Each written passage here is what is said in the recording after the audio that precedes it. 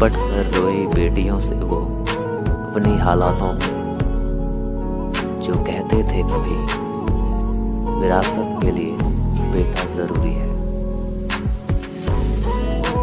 वैसे ही कुछ कम नहीं थे बोझ दिल पर, और ये दर्जी भी जेब बाईं ओर सिल देता है।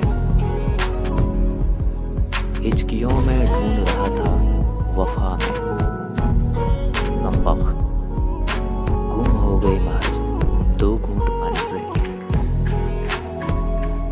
लोग कहते हैं समझ सको तो खामोशियां भी बोलती हैं। मैं अरसे से खामोश हूं, वो बरसों से बेखबर है।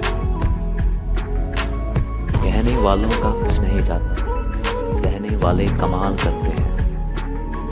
कौन ढूंढे जवाब दर्दों का, लोग तो बस सवाल करते हैं। ख्वाब टूटे हैं मगर हौसले तो जिंदा है। हम वो शख्स हैं जिनसे मुश्किलें भी शर्मिंदा है।